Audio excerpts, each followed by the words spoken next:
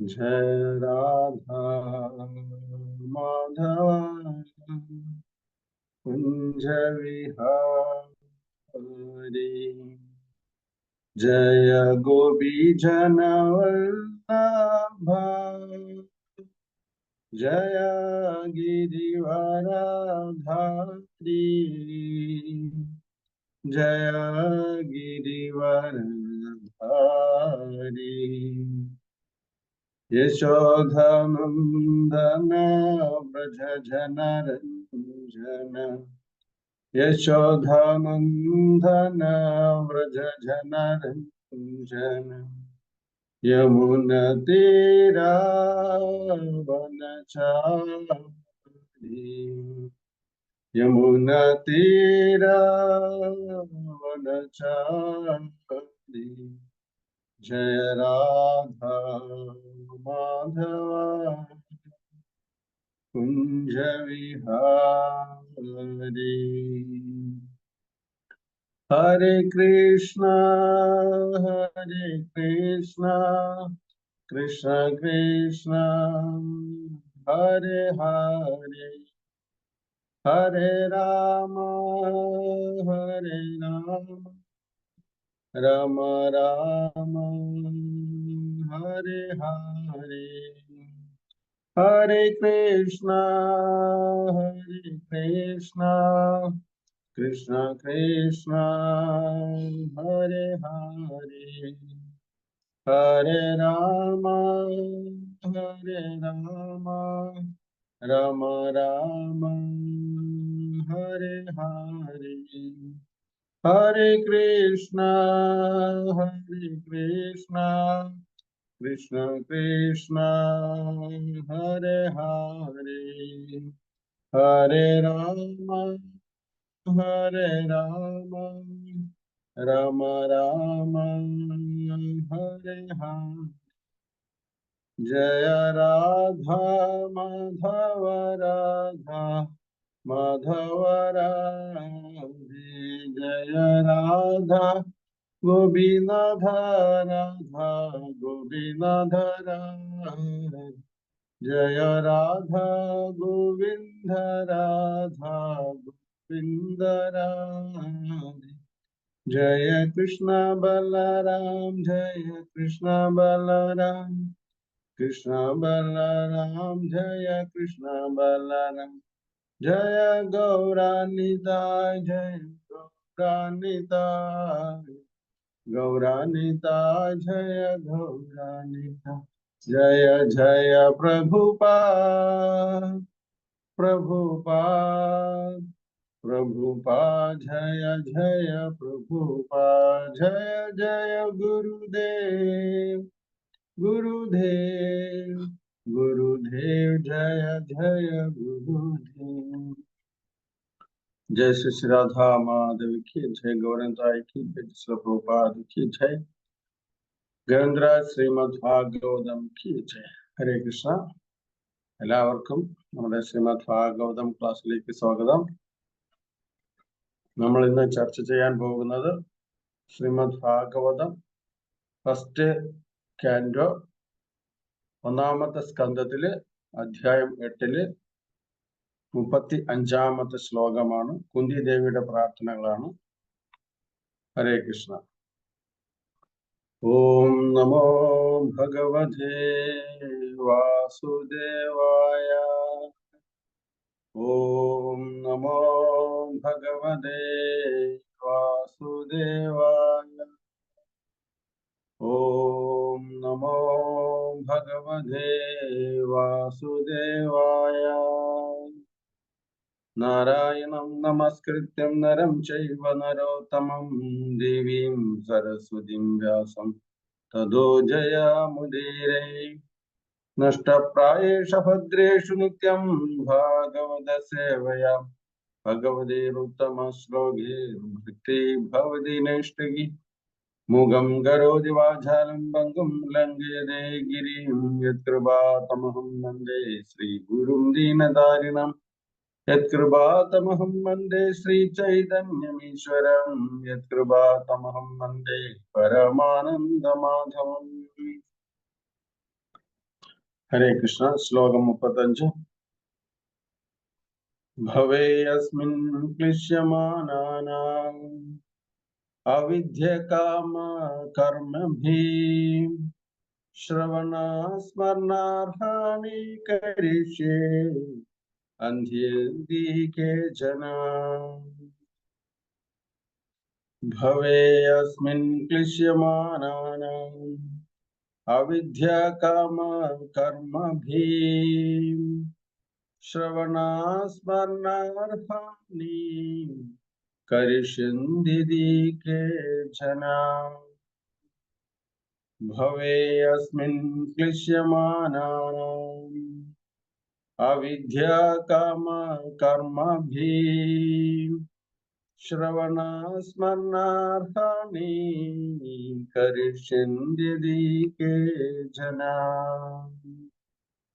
വാക്കർത്ഥം ഭവേ ഭൗതിക സൃഷ്ടിയിൽ അസ്മിൻ ഈ ക്ലിശ്യമാനാനാം നിന്ന് ദുരിതം അനുഭവിക്കുന്നവർ അവിദ്യ അജ്ഞത കാമ അഭിലാഷം കർമ്മഭി കാര്യകർമ്മ അനുഷ്ഠാനത്താൽ ശ്രവണ ശ്രവിക്കുന്നു സ്മരണ സ്മരിക്കുന്നു അർഹാമി ആരാധിക്കുന്നു കരിസ്യൻ നിർവഹിക്കാൻ കഴിവുണ്ടാകുക ഇതി അപ്രകാരം കെ ജന മറ്റുള്ളവർ വിവർത്തനം ശ്രീപ്രഭുപാദിക്ക് ജയ് ഭൗതികമായി കഠോര വേദന അനുഭവിക്കുന്ന ബന്ധനസ്ഥരായ ആത്മാക്കൾ പ്രത്യുത സേവന മാർഗമായി ശ്രവണം സ്മരണം കീർത്തനം ആരാധന തുടങ്ങിയവയെ പുനരുജ്ജീവിപ്പിച്ച് മുക്തി പ്രാപ്തമാക്കുവാൻ ചെയ്യാൻ വേണ്ടിയാണ് ഭഗവാൻ അവതരിക്കുന്നതെന്ന് വേറെ ചിലർ അഭിപ്രായപ്പെടുന്നു.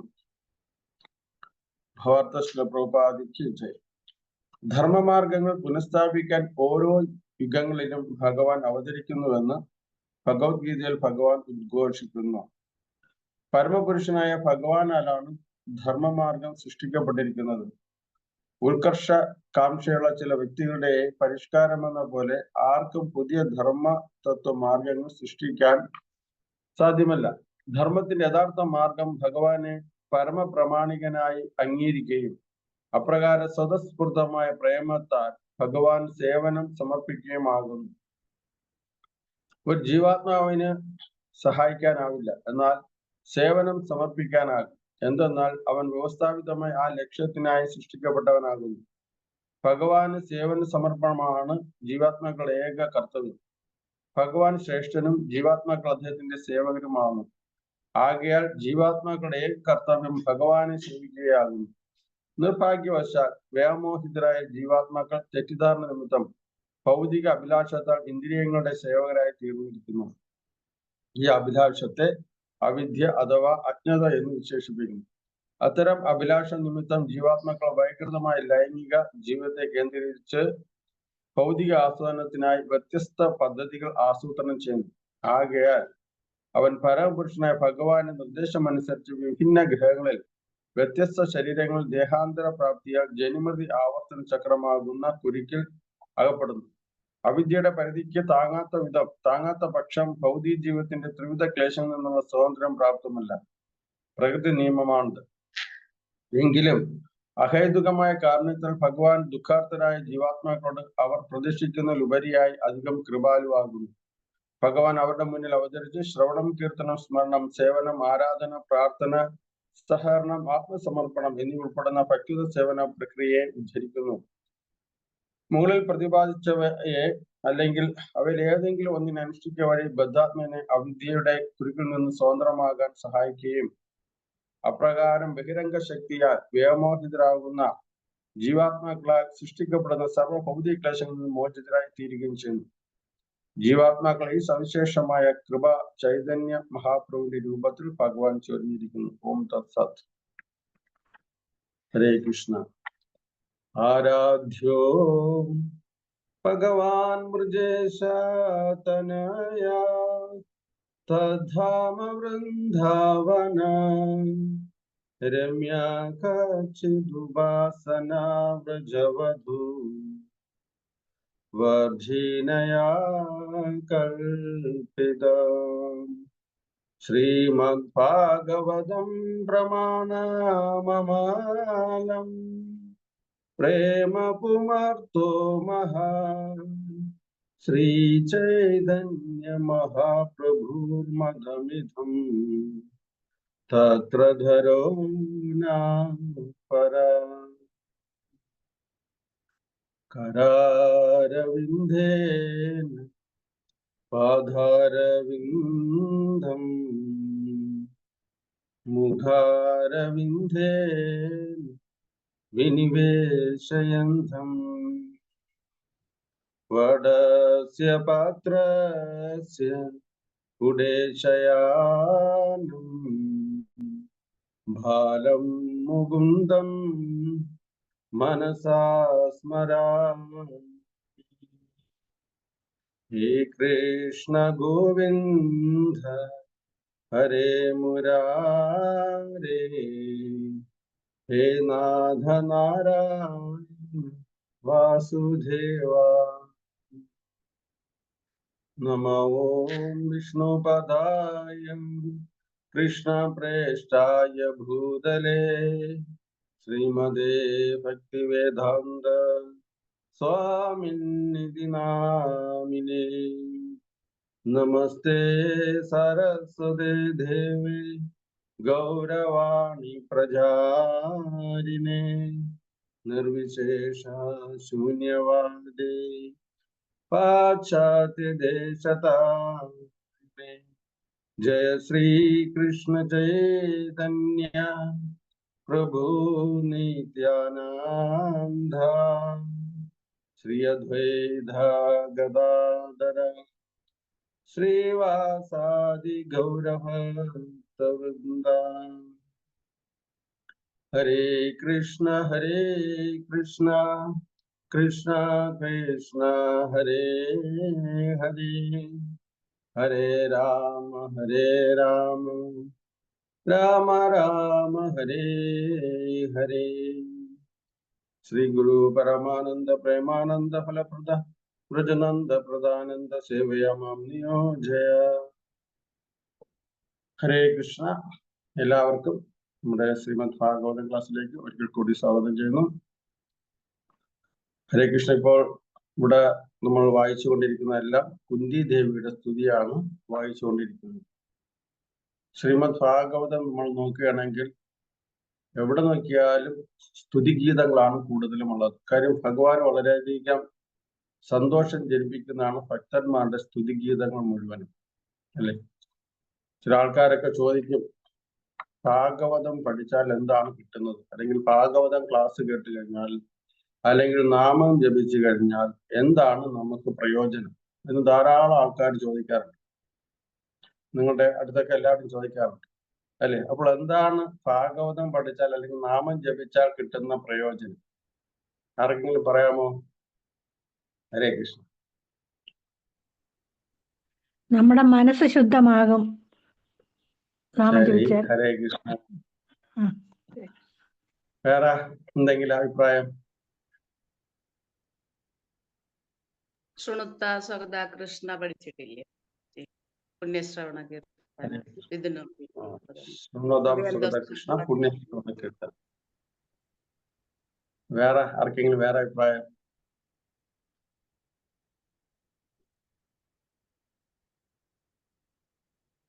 ഹരേ കൃഷ്ണ. ഓക്കെ, അപ്പോൾ ഞാൻ പറയാം. പറഞ്ഞതെല്ലാം ശരിയാണ്. ശരിക്കും ഭാഗവതം പഠിച്ചാൽ നമുക്കൊന്നും കിട്ടില്ല. ഭാഗവതം പഠിച്ചു കഴിഞ്ഞാൽ ഉള്ളതും കൂടെ പോവുകയേ ഉള്ളൂ. നമ്മളിൽ നിന്ന് ഉള്ളതും കൂടി പോവുകയേ ഉള്ളൂ.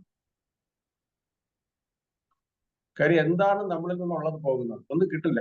സാധാരണ ഭാഗവതം പഠിക്കുന്നത് എന്തെങ്കിലും കിട്ടാനോ നാമം ജപിക്കുന്നത് എന്തെങ്കിലും കിട്ടാനോ വേണ്ടിയിട്ടുള്ളതല്ല. ശരിക്കും ഉള്ളത് പോകാനാണ്. എന്താണ് പോകാനുള്ളത്? നമുക്ക് ജനന മരണ ചക്രത്തിന് കാരണമാക്കുന്ന കർമ്മഫലങ്ങളും നമ്മുടെ വാസനകളെല്ലാം പോകുന്നതിലേക്ക് വേണ്ടിയിട്ടാണ് നമ്മൾ ഭാഗവതം പഠിക്കുന്നത്, അല്ലെങ്കിൽ നാമം ജപിക്കുന്നത്. കാര്യം നമ്മുടെ ആത്മാവ് അതിൻ്റെതായിട്ടുള്ള സ്വതസിദ്ധമായ ശരീരമുണ്ട്. ആ ശരീരം എപ്പോഴും വെമ്പൽ കൊള്ളുന്നത് ഭഗവാന് ധാമത്തിൽ പോകാൻ വേണ്ടിയിട്ടാണ്. പക്ഷെ നമ്മളുടെക്ക് ഈ ഇന്ദ്രിയാസ്വാദനം എന്ന് പറയുന്ന ആ വാസനയും ആ കർമ്മഫലവും ജന്മജന്മാന്തരങ്ങളായി ചെയ്തു കൂട്ടിയിട്ടുള്ള പാപകർമ്മ ഫലങ്ങളെല്ലാം നമ്മളിൽ അടിഞ്ഞുകൂടിയിരിക്കുന്നത് കൊണ്ട് നമുക്ക് നമ്മുടെ ആത്മാവിന് സ്വതസിദ്ധമായിട്ടുള്ള ശരീരം കിട്ടുന്നില്ല. കാര്യം അതിനെ മറ്റ് കർമ്മഫലങ്ങൾ ആവരണം ചെയ്തു. ഇപ്പോൾ ശ്രീമദ് ഭാഗവതം കേൾക്കുക വഴി നമ്മുടെ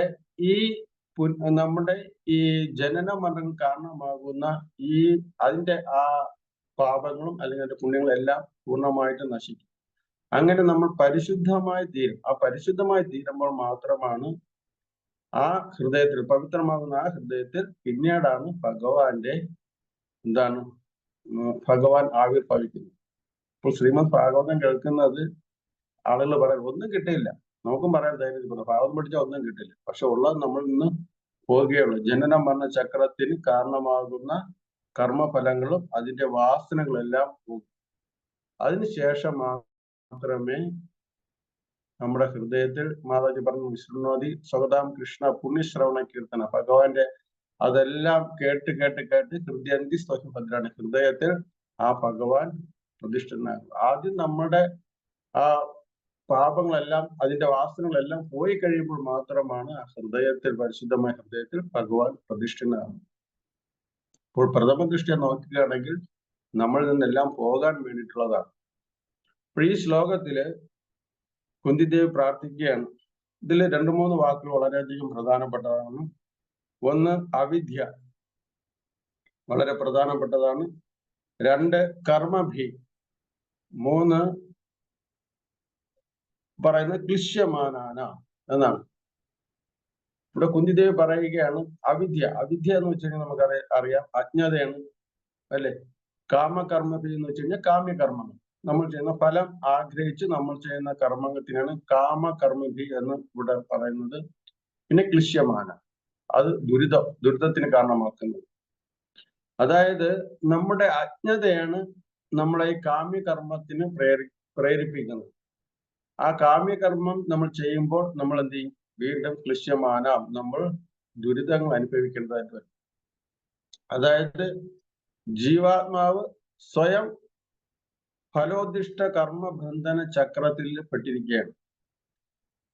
ജീവാത്മാവുകളെല്ലാം സ്വയം ഫലോദിഷ്ട കർമ്മ ബന്ധന ചക്രത്തിൽ പെട്ടിരിക്കുകയാണ്.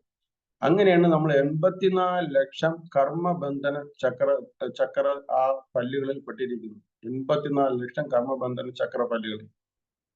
ഈ കർമ്മബന്ധന ചക്രത്തിൽ നിന്ന് നമ്മൾ അതിൽ നിന്ന് നമ്മൾ മോചനം ആഗ്രഹിക്കുകയാണെങ്കിൽ നല്ലതും ചീത്തയുമായിട്ടുള്ള സ്വപ്രവൃത്തികളുടെ ഫലം ആസ്വാദിക്കണം എന്നുള്ള ആ ആഗ്രഹത്തിൽ നിന്ന് നമ്മൾ പുറത്തു വരണം. എന്താണ്? ഈ ദുഷിച്ച ഈ ചക്രത്തിൽ നിന്ന്, ഈ ബന്ധന ചക്രത്തിൽ നിന്ന് നമ്മൾ പുറത്തു വരാൻ ആഗ്രഹിക്കുകയാണെങ്കിൽ നല്ലതും ചീത്തയുമായിട്ടുള്ള സ്വപ്രവൃത്തികളുടെ ഫലം, നല്ലതാകട്ടെ ചീത്തയോ, ആ പ്രവൃത്തികളുടെ ഫലം ആസ്വദിക്കണമെന്നുള്ള ആഗ്രഹം നമ്മൾ ഇല്ലാതാക്കണം. നമുക്കറിയാം എന്ത് പ്രവൃത്തികൾ ചെയ്തു കഴിഞ്ഞാലും നമുക്കതിൽ ഫലം ആസ്വദിക്കണം എന്നുള്ളൊരു ഇതുണ്ട്. അപ്പോൾ ആ ഫലാസ്വാദനം എന്നുള്ളതിൽ നിന്ന് നമ്മൾ പുറത്തു വരണം. എന്നിട്ട് മറിച്ച് നമ്മൾ എന്ത് ചെയ്യണം? പരമപുരുഷന്റെ പ്രീതിക്ക് വേണ്ടിയിട്ട്, ഭഗവാന്റെ പ്രീതിക്ക് വേണ്ടിയിട്ട് നമ്മൾ സേവ ചെയ്യണം, അല്ലെങ്കിൽ കർമ്മം ചെയ്യണം. എങ്കിൽ മാത്രമേ ഈ ബന്ധന ചക്രത്തിൽ നിന്നിട്ട്, ഫലോദിഷ്ട കർമ്മ ബന്ധന ചക്രത്തിൽ നിന്ന് നമ്മൾ എന്ത് ചെയ്യുള്ളൂ? പുറത്തു വരികയാണ്. ഇപ്പോഴും നമ്മൾ ശ്രീമദ് ഭാഗവതം നമ്മൾ നോക്കുകയാണെങ്കിൽ അപ്പോൾ അവിടെ ഒരു ചോദ്യം ഉണ്ടാകാം. ശ്രീമദ് ഭാഗവതത്തിൽ 2:3-10 പറയുന്നു, അകാമ സർവകാമോവ മോക്ഷകാമ ഉദാരതി തീവ്രേണ ഭക്തിയോഗേന യജതേ പുരുഷം വരം. അവിടെ പറയുന്നുണ്ട് അകാമ, അതായത് ആഗ്രഹങ്ങൾ ഒന്നുമില്ലാത്തത് അവർ ഭഗവാനെ ഭജിക്കണം. സർവകാമ, അഥവാ ഇനി ഭൗതികാഗ്രഹങ്ങൾ വച്ചു പുലർത്തുന്നവരാകട്ടെ അവരും ഭഗവാനെ ഭജിക്കണം. അതല്ല മോക്ഷകാമ, ഭഗവാന്റെ അവ്യക്ത ബ്രഹ്മത്തിൽ ലയിക്കാൻ ആഗ്രഹിക്കുന്നവരാകട്ടെ മോക്ഷകാമികൾ, അവരും പരമദിവ്യോത്തമ പുരുഷനായിട്ടുള്ള ഭഗവാനെ ആരാധിക്കണമെന്ന് ശ്രീമദ് ഭാഗവതം 2:3-10 പറയുന്നു. അപ്പോഴവിടെ നമുക്കൊരു ചോദ്യം ഉണ്ടാകാം, അല്ലേ? ഭഗവാൻ അപ്പോൾ ഭൗതികാഗ്രഹങ്ങൾ സാധിപ്പിച്ചു കൊടുക്കുമോ എന്നൊരു ചോദ്യമുണ്ടാകും. അവിടെ ഭഗവാൻ അവിടെ പറയുന്നുണ്ട്, ശ്ലോകത്തിൽ പറയുന്നുണ്ട്, സർവകാമ, എല്ലാ ആഗ്രഹങ്ങളും, ജീവാത്മാവിന് എന്ത് ആഗ്രഹമുണ്ട് ആ ആഗ്രഹങ്ങൾ സാധിപ്പിക്കുന്നതിന് വേണ്ടിയും ഭഗവാനെ ആശ്രയിക്കണം, പരമ ദിവ്യത്വം പുരുഷനെ ആരാധിക്കണമെന്ന് പറയുന്നുണ്ട്. അപ്പോൾ ഭഗവാൻ ഈ ഭൗതിക ആഗ്രഹങ്ങൾ സാധിപ്പിച്ചു കൊടുക്കുമോ എന്നൊരു ചോദ്യം ഉണ്ടാകും. കാര്യം ഭൗതിക ആഗ്രഹങ്ങൾ സാധിപ്പിച്ചു കൊടുത്തു കഴിഞ്ഞാൽ ആ ജീവാത്മാവ് വീണ്ടും ഭൗതിക ലോകത്തിൽ നിൽക്കാനേ താല്പര്യപ്പെടുകയാണ്, അല്ലേ? പുറത്തു പോകണമെന്ന് താല്പര്യം ഉണ്ടാകില്ല. ഒരു എക്സാമ്പിൾ പറഞ്ഞു കഴിഞ്ഞാൽ, ഒരു പിതാവ്, ഒരു പുത്രൻ, അദ്ദേഹത്തിന്റെ പുത്രൻ വളരെയധികം ഡ്രഗ്സിന് അടിമയാണ്. ഡ്രഗ്സിന് അടിമയായിട്ടുള്ള പുത്രന് ഇപ്പൊ നമുക്കറിയാം, കേരളത്തിലൊക്കെ നോക്കിക്കഴിഞ്ഞാൽ എവിടെ നോക്കിയാലും കുട്ടികളും വലിയവരും എല്ലാവരും ഡ്രഗ്സിന് അടിമകളാണ്. അപ്പൊ ഈ ഡ്രഗ്സിന് അടിമയായ കുട്ടി ഡ്രഗ്സിന് വേണ്ടിയിട്ട് വളരെയധികം ബഹളം വയ്ക്കുകയാണ്. ബഹളം വയ്ക്കുമ്പോഴത്തേക്ക് ആ അച്ഛൻ ഡ്രഗ്സ് വീണ്ടും വാങ്ങിച്ചു കൊടുക്കും. വാങ്ങിച്ചു കൊടുക്കില്ല, ഒരിക്കലും വാങ്ങിച്ചു കൊടുക്കില്ല. അതേസമയം മറ്റ് പുറത്തുള്ള ആരെങ്കിലും വാങ്ങിച്ചു കൊടുക്കുമായിരിക്കും, സുഹൃത്തുക്കളോ മറ്റാളുകളോ ചിലപ്പോൾ വാങ്ങിച്ചു കൊടുക്കും. പക്ഷെ പിതാവ് ഒരിക്കലും ആ കുട്ടിക്ക് ഡ്രഗ്സ് വാങ്ങിച്ചു കൊടുക്കില്ല. ആൾറെഡി ഡ്രഗ്സിന് അടിമയാണ്. ഇനിയും അവന് ഡ്രഗ്സ് വാങ്ങിച്ചു കൊടുത്ത് വീണ്ടും വീണ്ടും അതിലേക്ക് അടിമ ആക്കാൻ പിതാവ് ഒരിക്കലും ആഗ്രഹിക്കില്ല. എന്തുകൊണ്ടായിരിക്കും പിതാവ് ആഗ്രഹിക്കാത്തത്? കാര്യം ആ പിതാവിനെ സംബന്ധിച്ചിടത്തോളം പുത്രന്റെ ഏറ്റവും വലിയ അഭ്യുദയകാംക്ഷയാണ് പിതാവ്. പുത്രന്റെ ഏറ്റവും വലിയ അഭ്യുദയകാംക്ഷയാണ്. അവൻ ഒരിക്കലും നശിച്ചു പോകരുത് എന്ന് ആഗ്രഹിക്കുന്ന ആളാണ് പിതാവ്. അതുപോലെ തന്നെയാണ് ഭഗവാനും പരമ അഭ്യുദയകാംക്ഷയാണ്. അതായത് ഭഗവാൻ അപ്പുറം നമ്മുടെ മേലിൽ ഭഗവാൻ വളരെയധികം വെൽവിഷറാണ്. നമ്മുടെ മേൽ ഭഗവാൻ അഭ്യുദയകാംക്ഷയാണ്. ജീവാത്മാക്കളുടെ ഏറ്റവും വലിയ, നമ്മളെപ്പോലുള്ള ജീവാത്മാക്കളുടെ ഏറ്റവും വലിയ അഭ്യുദയകാംക്ഷ ആരാണെന്ന് ചോദിച്ചു കഴിഞ്ഞാൽ ഭഗവാനാണ്. അതിനാൽ ഭഗവാൻ ഒരിക്കലും നമുക്ക് ഈ ഭൗതിക ആഗ്രഹങ്ങൾ സാധിപ്പിച്ച് തരികയല്ല. ഭഗവാൻ അതായത് പറയുന്നുണ്ട്, ഭഗവാൻ ആരുടെയും ഇന്ദ്രിയ ആസ്വാദനങ്ങൾക്കുള്ള ലൗകിക അഭിലാഷങ്ങളെ സാധിപ്പിച്ചു കൊടുക്കുന്നേയില്ല. ഇപ്പോൾ നമുക്ക് വളരെയധികം കൺഫ്യൂഷൻ ഉണ്ടാകും. ശരിക്കും അതാണ് ചെയ്യുന്നത് ഭഗവാൻ. ഭഗവാൻ ആരുടെയും ഇന്ദ്രിയ ആസ്വാദനങ്ങൾക്കായിട്ടുള്ള ആ ലൗകിക അഭിലാഷം, നമുക്ക് എല്ലാവർക്കും ഇന്ദ്രിയാസ്വാദനങ്ങളുണ്ട്, അതിനു വേണ്ടിയിട്ടാണ് നമ്മൾ ഭൗതിക ലോകത്തിൽ വന്നത്. അപ്പോൾ ആ ലൗകിക ഇന്ദ്രിയാസ്വാദനങ്ങൾക്കുള്ള ആ ലൗകിക അഭിലാഷങ്ങളെ ഭഗവാൻ ഒരിക്കലും സാധിപ്പിച്ചു കൊടുക്കുന്നില്ല, സഫലീകരിച്ചു കൊടുക്കുന്നില്ല. മറിച്ചപ്പോഴെന്ത് ചെയ്യും ഭഗവാൻ? ആ ഭൗതിക സുഖം ആഗ്രഹിക്കാത്ത രീതിയിലുള്ള ആശീർവാദമാണ് കൊടുക്കുന്നത്.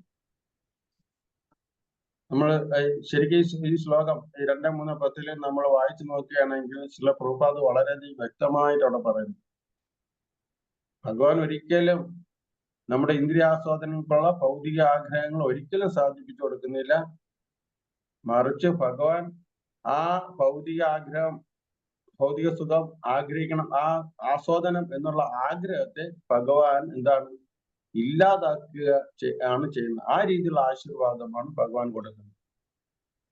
നമുക്ക് തന്നെ അറിയാം, കുറച്ച് നമ്മൾ കൃഷ്ണാവബോധം പുരോഗതി കൈവരിച്ചിട്ടുണ്ടെങ്കിൽ നമുക്ക് ചില ഭൗതിക ആഗ്രഹങ്ങളോട് നമുക്ക് താല്പര്യം ഉണ്ടാകില്ല. എക്സാമ്പിള് TV സീരിയലുകൾ. ശരിക്കും ഈ കൃഷ്ണാവബോധത്തിൽ വന്ന് കുറച്ചെങ്കിലും അല്പമെങ്കിലും പുരോഗതി കൈവരിച്ചിട്ടുള്ള ആളുകൾക്ക് ഈ TV സീരിയൽ സന്ധ്യ ആകുമ്പോഴത്തേക്ക് TV സീരിയൽ വയ്ക്കുക, അല്ലെങ്കിൽ അതിന്റെ മുട്ടിൽ തന്നെ അങ്ങനെ ദീർഘസമയം അങ്ങനെ ഇരിക്കുക, സിനിമകൾ കാണാൻ പോവുക, സിനിമാ തിയേറ്ററിൽ പോവുക. ഒരുപക്ഷെ നമ്മൾ ഈ കൃഷ്ണാവബോധത്തിലൊന്നും വന്നിട്ടില്ലെങ്കിൽ സിനിമാ ചാനലിലേക്ക് പോകും. പണ്ട് എന്റെ കുട്ടിക്കാലമൊക്കെ നമ്മൾ ഈ കൃഷ്ണാവബോധത്തിൽ വരുന്നതിനൊക്കെ മുമ്പ് നോക്കുകയാണെങ്കിൽ വീട്ടിൽ നിന്ന് ഇറങ്ങിക്കഴിഞ്ഞാൽ സിറ്റിയിൽ വന്നിട്ട് 3 സിനിമകൾ കണ്ടിട്ട് പോകും. കാര്യം എന്തായാലും ഇത്തിരി ദൂരത്തിൽ വന്നിട്ട് ഓരോ രാവിലെ ഷോ കാണും, ഉച്ചക്കത്തെ ഷോ കാണും, വൈകുന്നേരം ഷോ കാണും, എന്തായാലും വരികയല്ലേ. അപ്പോൾ എല്ലാത്തിനും മുതലാക്കാൻ വേണ്ടി അങ്ങനെയൊക്കെ കണ്ടിട്ട് പോകും. ഇപ്പോൾ സിനിമാശാല എന്ന് കേട്ട് കഴിഞ്ഞാലേ ഭയങ്കര അധികം അറപ്പും വെറുപ്പുമാണ്. മാത്രമല്ല അതിനകത്ത് നമ്മൾ ഒരിക്കൽ കയറി കഴിഞ്ഞാൽ എന്തുമാത്രം വൃത്തികേട് തോന്നും. കാര്യം എന്തുമാത്രം ആളുകൾ അവിടെ ഈ പല രീതിയിലുള്ള ദുർമാർഗികളാണ് വന്നിരിക്കുന്നത്, ആ സംഘത്തിൽ നമുക്ക് വന്നിരിക്കുന്നത് നമുക്ക് വളരെ ഇറിറ്റേഷൻ തോന്നും. കാര്യം നമുക്കൊരു ആ ആഗ്രഹത്തെ ഇല്ലാതാക്കും. കാര്യം അത് ഭഗവാന്റെ ഒരു അനുഗ്രഹമാണ്. നമ്മുടെ പുരോഗതി കൈവരിക്കും തോറും ഭൗതിക ആഗ്രഹങ്ങളിൽ ആസ്വദിക്കണമെന്നുള്ള ആഗ്രഹത്തിന് ഭഗവാൻ ഇല്ലാതാക്കുന്ന തരത്തിൽ ഭഗവാൻ ആശീർവദിക്കും. ഇപ്പം നമ്മൾ ചില പ്രഭുപാദന്റെ കാര്യം തന്നെ നോക്കിക്കഴിഞ്ഞാൽ അദ്ദേഹം വെസ്റ്റേൺ രാജ്യത്ത് പോയി, പാശ്ചാത്യ രാജ്യത്ത് പോയി. ആ പാശ്ചാത്യ രാജ്യത്ത് പോയപ്പോൾ അദ്ദേഹത്തിന്റെ ചുറ്റിലും വന്നിരിക്കുന്ന ആളുകളെല്ലാം ഹിപ്പികളായിരുന്നു, എല്ലാം ഡ്രഗ്സിന് അടിമകളായിരുന്നു. സ്ത്രീകളാകട്ടെ അവിടെ വരുന്നിരുന്ന പുരുഷന്മാരാകട്ടെ എല്ലാം ഡ്രഗ്സിന് അടിമയാണ്. അവർ കാണിക്കാത്ത പ്രവൃത്തികളൊന്നുമില്ല. പക്ഷെ ചില പ്രഭുപാദ് അവരുടെ മുമ്പിൽ കീർത്തനം ചെയ്യുകയും അവർക്ക് ക്ലാസ് കൊടുക്കുകയും എല്ലാം ചെയ്തപ്പോൾ അവർക്ക് പിന്നെ ഡ്രഗ്സിനോടാ മറ്റുള്ള കാര്യങ്ങളോടാ അവർക്ക് യാതൊരു താല്പര്യമില്ലാതായി മാറി. ഇന്ന് അവരെല്ലാവരും ഒന്നാം കിട സന്യാസിമാർ അല്ലെങ്കിൽ ശ്രേഷ്ഠ ഭക്തന്മാരായിട്ട് മാറി. ഇതാണ് ഭഗവാൻ ചെയ്യുന്നത്. നമ്മൾ വിചാരിക്കും ഭഗവാൻ ആഗ്രഹങ്ങൾ സാധിപ്പിച്ചു തരും. ഇല്ല, ഭൗതിക ആഗ്രഹങ്ങൾ ഒരിക്കലും ഭഗവാൻ സാധിപ്പിച്ചു തരില്ല. ആ ആഗ്രഹങ്ങൾ നമുക്കുണ്ടെങ്കിൽ ആഗ്രഹം ഇല്ലാതാക്കാൻ, ആ മനസ്സിൽ നിന്ന് ആ ആഗ്രഹത്തിന് ഇല്ലാതാക്കാൻ വേണ്ടിയിട്ടാണ് ഭഗവാൻ ശ്രമിക്കുന്നത്. അതാണ് അഭിദേകാംശം. നേരത്തെ പറഞ്ഞ എക്സാമ്പിൾ പോലെ ഒരു പിതാവിന് പുത്രൻ ഡ്രഗ്സ് വാങ്ങിച്ചു കൊടുത്തു കഴിഞ്ഞാൽ ഒരിക്കലും ആ പിതാവ് ആ കുട്ടിയുടെ അഭിദേകാംശയല്ല, വീണ്ടും വീണ്ടും അതിലേക്ക് അടുത്തിലേക്ക് പോവുകയാണ്. അതുപോലെ ഭഗവാൻ ഒരിക്കലും ജീവാത്മാക്കളെ ഈ ഭൗതിക ലോകത്തിൽ ജനനം വന്ന ചക്രത്തിൽപ്പെട്ട് കിടക്കാൻ ഭഗവാൻ ഒരിക്കലും ആഗ്രഹിക്കുന്നു. ഭഗവാൻ അതിൽ നിന്ന് മുക്തനാക്കാനാണ് ആഗ്രഹിക്കുന്നത്. ഒരുപക്ഷെ മറ്റ് ദേവീദേവന്മാർ, അതുകൊണ്ടാണ് ആളുകൾ എല്ലാവരും ദേവീദേവന്മാരെ ഉപാസിക്കുന്നത്. ദേവീദേവന്മാരെ ഉപാസിച്ച് അവർക്ക് അതിന്റെ ആവശ്യമില്ല. അവരുടെ കർത്തവ്യം തന്നെ ഈ ഭൗതിക ലോകത്ത് കിടക്കുന്ന ആളുകൾക്ക് എന്തൊക്കെയാണ് ആവശ്യം, അവരുടെ കർമ്മങ്ങൾക്കനുസരിച്ച് കൊടുക്കുക എന്നുള്ളതാണ്. നമുക്ക് ദേവീദേവന്മാർക്ക് അപ്പുറമായിട്ടുള്ള പരമപുരുഷൻ ഭഗവാന്റെ കാരുണ്യം നമുക്ക് അറിയാത്തത് കൊണ്ട് ഉള്ള ആൾക്കാരാണ് ഈ ദേവീദേവന്മാരുടെ പിറകെ പോയി അവരെ ഉപാസിക്കുന്നത്. ഇപ്പോൾ ഭഗവാൻ ഈ ഭൂമിയിൽ അവതരിക്കുന്നത് അപ്പോൾ ഇതാണ്, ഭഗവാൻ ആശീർവദിക്കുകയാണ് ചെയ്യുന്നത്. ജീവാത്മാവിനെ ഈ ഭൗതിക ആഗ്രഹങ്ങൾ ഇല്ലാതാകുന്നതിലേക്ക് വേണ്ടിയിട്ട് ഭഗവാൻ ആശീർവദിക്കുകയാണ് ചെയ്യുന്നത്. ഇപ്പോൾ ഇവിടെ നമ്മൾ കുന്തി സ്ഥിതിയിൽ നോക്കുകയാണെങ്കിൽ ഭഗവാൻ ഈ ഭൂമിയിൽ അവതരിക്കുന്നത് തന്നെ ധർമ്മം നടപ്പിലാക്കാൻ വേണ്ടിയിട്ടാണ്. ശരിക്കും ഭഗവാൻ ഭൂമിയിൽ അവതരിക്കുന്നത് ധർമ്മം നടപ്പിലാക്കാൻ വേണ്ടിയിട്ടാണ്. എന്ത് ധർമ്മമാണ്? ഭാഗവത ധർമ്മം. രണ്ട് തരത്തിലുള്ള ധർമ്മമുണ്ട്. ഗൗണധർമ്മമുണ്ട്, ഭാഗവത ധർമ്മം അല്ലെങ്കിൽ ഭക്തിമാർഗം. ഇങ്ങനെ രണ്ട് ധർമ്മങ്ങളുണ്ട്. ഗൗണധർമ്മം എന്ന് വെച്ച് കഴിഞ്ഞാൽ ഇപ്പോൾ ഒരു പിതാവിൻ്റെതായിട്ടുള്ള ധർമ്മമുണ്ട്, മാതാവിന്റെ ധർമ്മമുണ്ട്, ഒരു പൗരൻ എന്നുള്ള രീതിയിൽ രാജ്യധർമ്മം നമുക്ക് പാലിക്കേണ്ടതായിട്ടുണ്ട്. ഇങ്ങനെ പല രീതിയിലുള്ള ധർമ്മങ്ങളുണ്ട്. പക്ഷെ അതൊക്കെ ഈ ഭൗതിക ലോകത്തിൽ നമുക്ക് നിലനിന്ന് പോകുന്നതിലേക്ക് വേണ്ടിയിട്ടുള്ള ധർമ്മങ്ങളാണ്. വേദങ്ങളിലെ കർമ്മകാണ്ഡമൊക്കെ ഈ ഗൗണകർമ്മത്തിൽ പെടുന്നതാണ്. പക്ഷെ അത് ഭൗതിക ലോകത്തില് സുഗമമായിട്ട് അവരവരെ അർഹിക്കുന്ന അവരുടെ ആഗ്രഹങ്ങൾ നിറവേറ്റി പോകുന്നതിലേക്ക് വേണ്ടിയിട്ടാണ്. അതും വേദാനുസൃതമായി കള്ളവും കൊലപാതകങ്ങളും പിടിച്ചുപറി അതിലേക്ക് വേണ്ടിയിട്ട് ഒരിക്കലും ഉപദേശിക്കുന്നില്ല. അവർക്ക് അർഹപ്പെട്ട ഒരു പ്രത്യേക മാർഗത്തിൽ കൂടി വേണം നമ്മൾ ഈ ഭൗതിക ലോകത്തിൽ ജീവിക്കേണ്ടതെന്നുള്ള രീതിയിലും ആ ജീവിച്ച് നമ്മൾ കർമ്മം ചെയ്യുമ്പോൾ അതിന്റെ ഫലം ആസ്വദിക്കണം എന്നുള്ള രീതിയിൽ വേദങ്ങളിൽ പറയുന്നുണ്ട്. എന്നാൽ ഭാഗവത ധർമ്മം അങ്ങനെയല്ല. ഭാഗവത ധർമ്മം ഈ ഭൗതിക ലോകത്തിൽ നിന്ന് മുക്തനായിട്ട് ഭഗവാന്റെ ധാമത്തിൽ പോകാൻ വേണ്ടിയിട്ടാണ് ഭാഗവത ധർമ്മം. ഭഗവാൻ അവതരിച്ചിരിക്കുന്നത് അതിലേക്ക് വേണ്ടിയിട്ടാണ്, ഭാഗവത ധർമ്മം പ്രചരിപ്പിക്കുന്നതിലേക്ക് വേണ്ടിയിട്ടാണ്. ശ്രീ പ്രഭുപാദത്തിന്റെ പർപ്പട്ടിൽ പറയുന്നുണ്ട് ഭാഗവത് ധർമ്മം. അതായത് ഭഗവാനിൽ ഭക്തി വളരെയധികം ദൃഢപ്പെടുത്തി നമ്മൾ അതിന് ഏറ്റവും കൂടുതൽ സഹായിക്കുന്നത്, നമുക്കറിയില്ല ഭാഗവതം. ഭഗവാൻ ഈ ഭൂമിയിൽ അവതരിച്ചു, പല രീതിയിലുള്ള ലീലകളും എല്ലാം കാണിച്ചു തന്നു, ഭഗവാൻ ഉപദേശിച്ചു, എത്രയോ വർഷങ്ങൾക്ക് മുമ്പേ ഉപദേശിച്ചിട്ട് പോയി. എന്നാൽ ഈ ഉപദേശങ്ങളിലും ഭഗവാന്റെ നാമത്തിലും രൂപത്തിലും ഭഗവാന്റെ അവതാരത്തിലും വിശ്വസ്തരായിട്ടുള്ള ധാരാളം ശ്രേഷ്ഠ ഭക്തന്മാരുണ്ട്, വരിഷ്ഠ ഭക്തന്മാരുണ്ട്, സന്യാസി വര്യന്മാർ. ഭഗവാൻ പോയതിനു ശേഷം ആ സന്യാസി വര്യന്മാർ അല്ലെങ്കിൽ ആ ഭഗവാനാൽ നിയോഗിക്കപ്പെട്ട ആചാര്യന്മാരാണ് പിന്നെ നമുക്ക് പഠിപ്പിച്ചു തരുന്നത് എങ്ങനെ ആ ഭഗവാനെ പ്രാപിക്കാം. അതിനുവേണ്ടിയുള്ള സാധന ഭക്തി ചെയ്യുന്നതിലേക്ക് വേണ്ടിയിട്ടെല്ലാം നമുക്ക് പറഞ്ഞു തരുന്നു. നമുക്കെല്ലാം പ്രേമഭക്തിയുള്ളവരല്ല, നമ്മൾ സാധന ഭക്തിയിൽ നിന്നിട്ട് വേണം നമ്മൾ എന്ത് ചെയ്യേണ്ടത്, മുന്നേറേണ്ടത്. ഈ സാധന ഭക്തി നമ്മൾ ആത്മാർത്ഥമായിട്ട് നമ്മൾ ചെയ്യുകയാണെങ്കിൽ നമ്മൾ ഉടനെ വിചാരിക്കേണ്ട ഇന്ദ്രനീല കല്ലിന്റെ പ്രകാശം പോലെ ഭഗവാൻ ശ്യാമസുന്ദരൻ നമ്മുടെ മുമ്പിൽ പ്രത്യക്ഷമാകുമെന്ന് നമ്മൾ ഒരിക്കലും പ്രതീക്ഷിക്കണം. നമ്മൾ വിചാരിക്കുക ഹരേ കൃഷ്ണ മുഹമ്മദ് ജപിച്ച് ഭാഗവതം പഠിച്ച് കുറെ സത്സംഗമൊക്കെ ചെയ്തു കഴിഞ്ഞാൽ ഇന്ദ്രക്കല്ലിന്റെ പ്രകാശം പോലുള്ള ആ ഭഗവാൻ എന്റെ മുന്നിൽ ശ്യാമസുന്ദരന്റെ രൂപത്തിന് എനിക്ക് കാണാൻ പറ്റും. ഇല്ല. ആദ്യം നമുക്ക് നമ്മുടെ സാധന ചെയ്യുന്നതിനനുസരിച്ച് പല രീതിയിലുള്ള ഭഗവത് അനുഭവങ്ങൾ നമുക്കുണ്ടാകും. അത് വളരെ നമ്മൾ ചിലപ്പോൾ സൂക്ഷ്മ രീതിയിലായിരിക്കും, ചിലപ്പോൾ സ്ഥൂല രീതിയിലായിരിക്കും.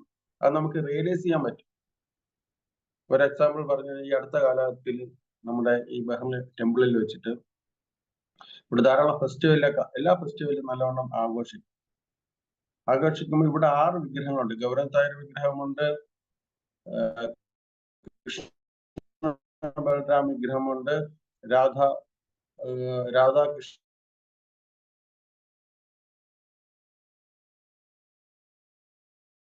വിഗ്രഹമുണ്ട്. ഇങ്ങനെ 6 വിഗ്രഹമുണ്ട്. അതുപോലെ ചെറിയ മൂർത്തികളുണ്ട്.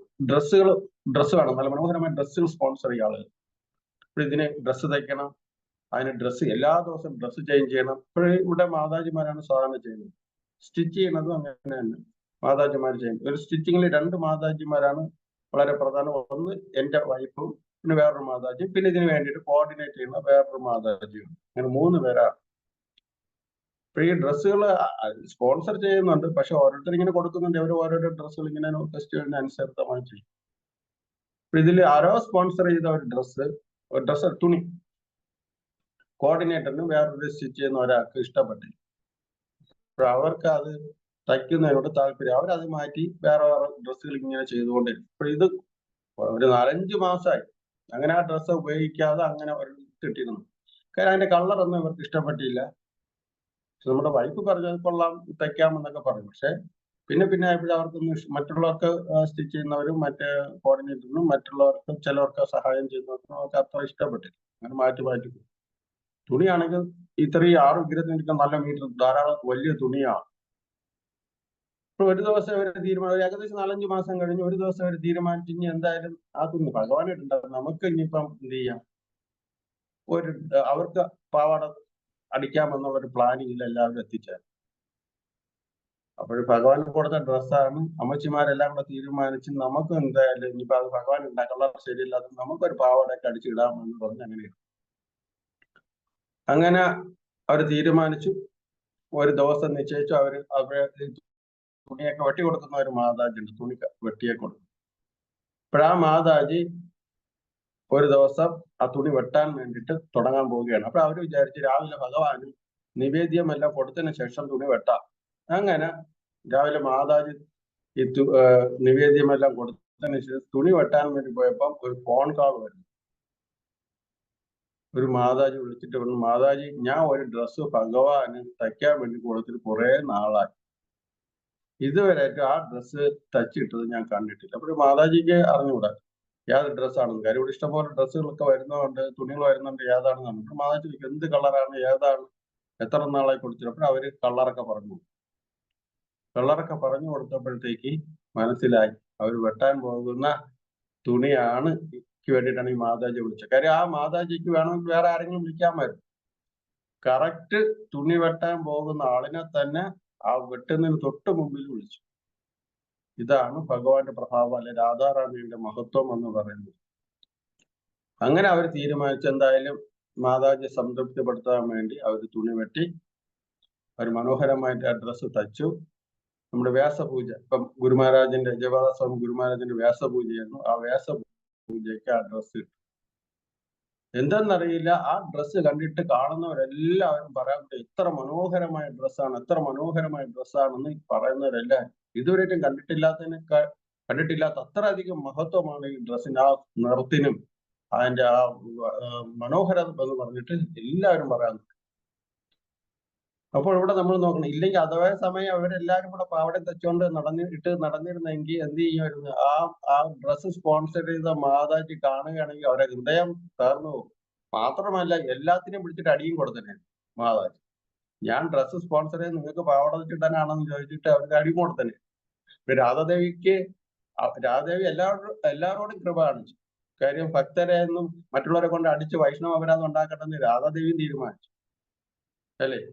അത് കാരണം അവർക്ക് ആ കറക്റ്റ് ടൈമിന് തന്നെ എന്ത് ചെയ്തു. അപ്പൊ ഇതൊക്കെ നമ്മൾ നോക്കുകയാണെങ്കിൽ ആ സാധന ഭക്തി ചെയ്യുന്നതിന്റെ ഫലമായിട്ട് നമുക്കുണ്ടാകുന്ന അനുഭവങ്ങളാണ്. അപ്പൊ ഇങ്ങനെ ഓരോരുത്തർക്കും എല്ലാവർക്കും ഇതുപോലുള്ള അനുഭവങ്ങളുണ്ട്.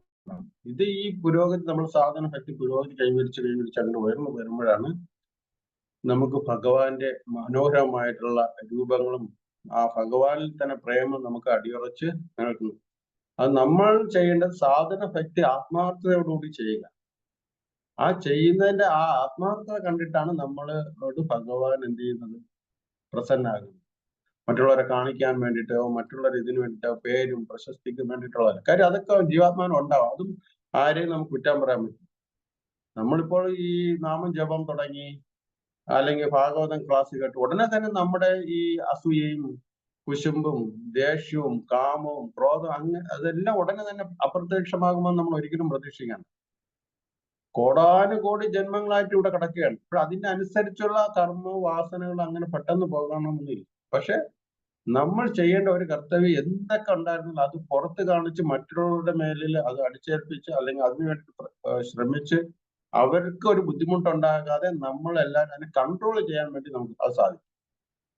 നമുക്ക് ചിലരുടെ അസൂയ തോന്നാം, ചിലരുടെ ദേഷ്യം തോന്നാം, ചിലരോട് കാമം തോന്നാം, പലതും ഉണ്ടാകാം. പക്ഷെ അത് നമുക്ക് ഉടനെ അത് നമ്മുടെ മനസ്സിൽ അങ്കുരിക്കുമ്പോൾ തന്നെ അതിനെ നമ്മുടെ മനസ്സിൽ തന്നെ ഉദിക്കണം. ഒരു ചിന്ത ഉടനെ ഉണ്ടാക്കണം, എനിക്ക് ഈ ലോകം എനിക്കുള്ളതല്ല. ഇവിടെ ഞാൻ നിന്ന് കഴിഞ്ഞാൽ എനിക്കിവിടെ ദുഃഖവും ദുരിതവും ജനനവും മരണവും വാർദ്ധക്യവും പല രീതിയിലുള്ള ദുഃഖങ്ങളും ക്ലേശങ്ങളും എനിക്ക് അനുഭവിക്കേണ്ടതായിട്ട് വരും. എനിക്ക് ഈ ലോകം എന്റേതല്ല. എനിക്ക് ഭഗവാന്റെ ധാമത്തിൽ പോകണം. ആ ഭഗവാന്റെ ധാമത്തിൽ പോകണമെങ്കിൽ എനിക്ക് ഈ പറയുന്ന വാസനകൾ ഇല്ലാതാക്കിയാലേ പറ്റൂ. എന്റെ മനസ്സിൽ അങ്കുരിച്ചാലും നമ്മൾ മനസ്സിനോട് പറയണം, ഇതൊന്നും വരട്ടെ, ഇതൊന്നും വരരുത് എന്ന്. ചിലപ്പോൾ നമുക്ക് പെട്ടെന്ന് ഈ ക്രോധം ദേഷ്യമൊക്കെ നമ്മൾ കൺട്രോൾ ചെയ്യുന്നതിന് മുമ്പ് തന്നെ പെട്ടെന്ന് വരുന്ന ഒരു സംഗതിയാണ്, പെട്ടെന്ന് വരുന്നതാണ്.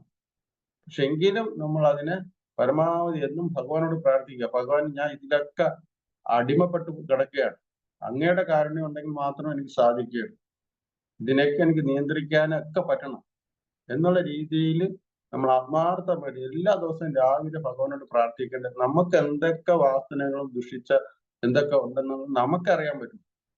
മറ്റുള്ളവരുടെ മുമ്പിൽ നമുക്ക് വൈറ്റ് ഷർട്ടും വെള്ള ഷർട്ടും അല്ലെങ്കിൽ വെള്ള ഇതൊക്കെ നല്ല ഡ്രസ്സും ധരിച്ച് നല്ല തിലകം അടിച്ച് ഒരു ഭക്തനായിട്ട് അല്ലെങ്കിൽ എന്താണ് ഒരു നല്ലൊരു ഭക്തി ഉള്ളവനായിട്ട് നമുക്ക് മറ്റുള്ളവരുടെ മുമ്പിൽ നടിക്കാനൊക്കെ പറ്റും. പക്ഷെ നമ്മൾ ശരിക്കും അത് ഉണ്ടാകേണ്ടത് നമ്മൾ ഉള്ളിന്റെ ഉള്ളിലാണ് വേണ്ടത്. അത് നമ്മൾ കാണിക്കും.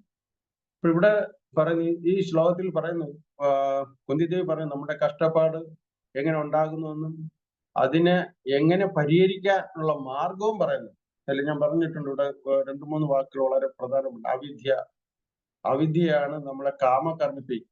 നമുക്ക് ഇന്ദ്രിയ അവിദ്യ എന്ന് വെച്ചാൽ അജ്ഞത. ഈ അജ്ഞതയാണ് നമ്മളെ കാമ്യകർമ്മത്തിന് വളരെയധികം പ്രേരിപ്പിക്കുന്ന പ്രധാനമാണ്. ഈ കാമ്യകർമ്മം നമ്മളൊക്കെ എന്തിന് കാരണമാക്കും? അത് പറയുന്നത് ക്ലിശ്യമാനാന, അത് നമ്മളെ വളരെയധികം ദുഃഖത്തിനും ദുരിതങ്ങൾക്കും കാരണം. എന്നിട്ട് കുന്തിദേവി തന്നെ അതിൽ പറയുന്നുണ്ട്, അതിൽ നിന്ന് നമ്മൾ മുക്തനാകാൻ വേണ്ടിയിട്ട് നമുക്ക് എന്താണ്?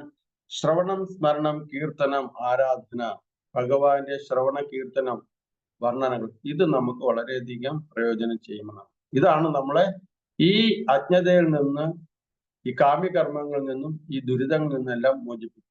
ഈ അജ്ഞത പ്രധാനമായിട്ട് അജ്ഞതയിൽ നിന്നും. അജ്ഞത ഇല്ലാതായി കഴിഞ്ഞാൽ നമ്മുടെ കഷ്ടപ്പാടിന് പ്രധാനപ്പെട്ട കാരണം, നമ്മുടെ പാപപ്രവൃത്തികൾക്ക് പ്രധാനപ്പെട്ട കാരണം എന്താണ്? അജ്ഞതയാണ്.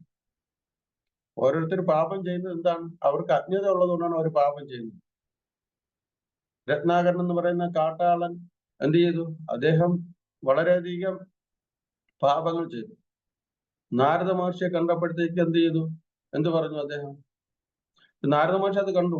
പല മൃഗങ്ങളെയും പകുതി കൊന്നിട്ടിരിക്കുന്ന കണ്ട് വളരെയധികം ഇതായി. നാരദ മഹർഷിയുടെ മുന്നിലും അദ്ദേഹം വന്നിട്ട് ഇങ്ങനെ വളരെയധികം എന്താണ് ആക്രോശിച്ചു.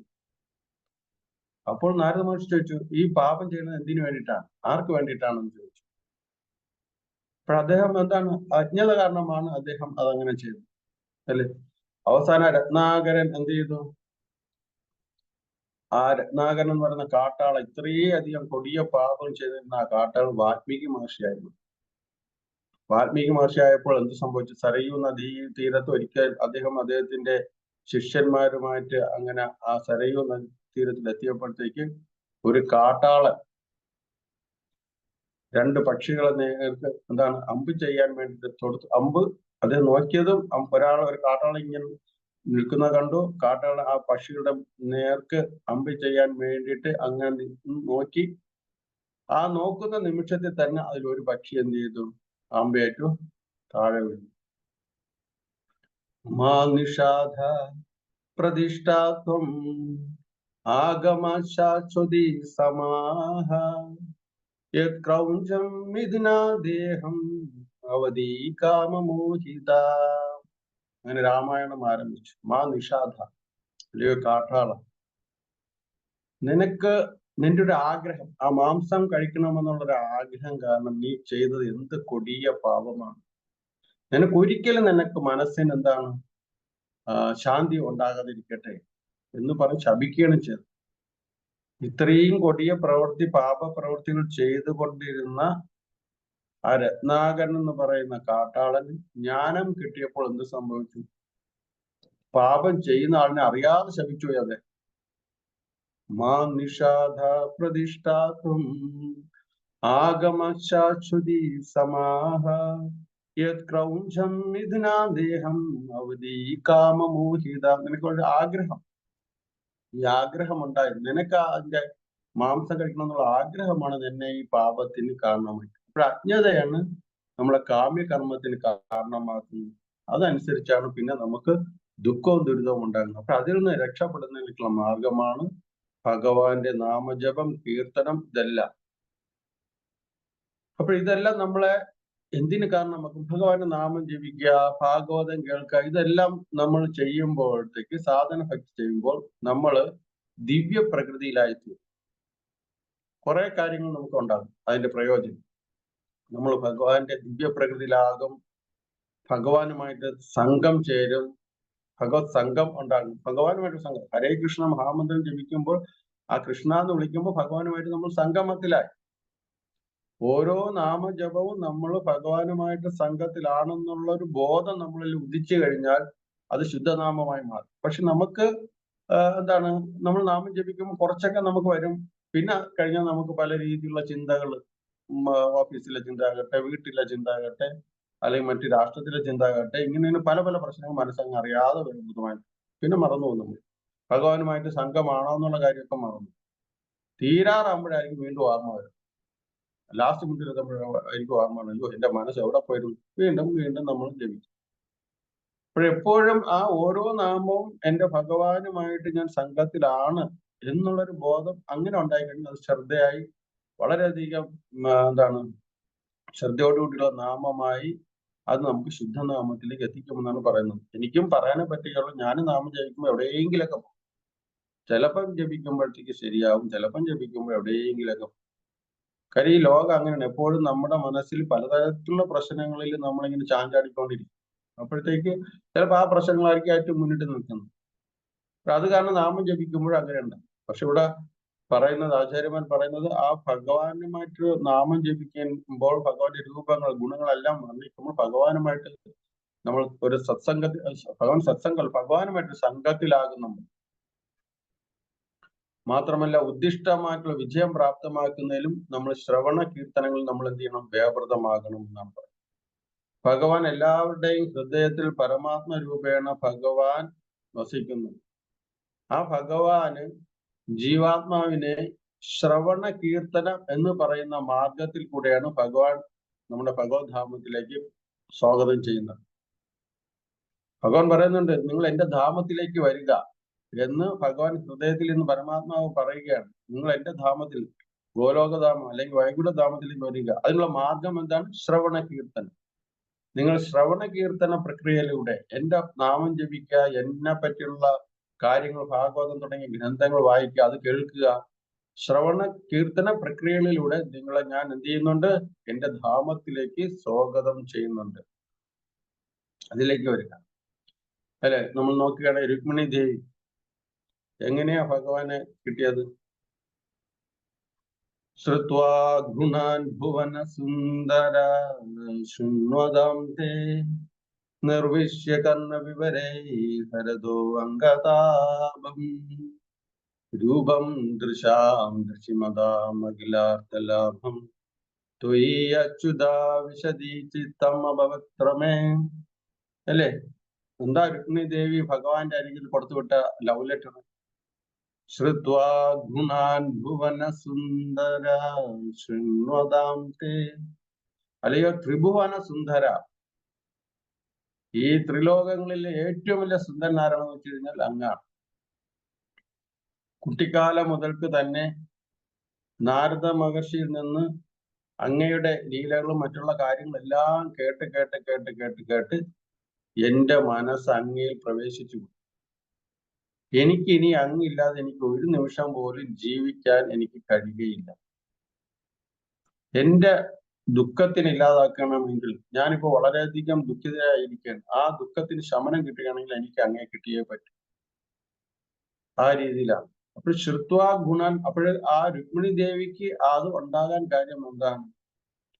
നിരന്തരമായിട്ടുള്ള നാരദ മഹർഷിയിൽ നിന്ന് ഭഗവാന്റെ വർണ്ണനകൾ കേട്ട് കേട്ട് കേട്ടാണ് അതുണ്ടായത്.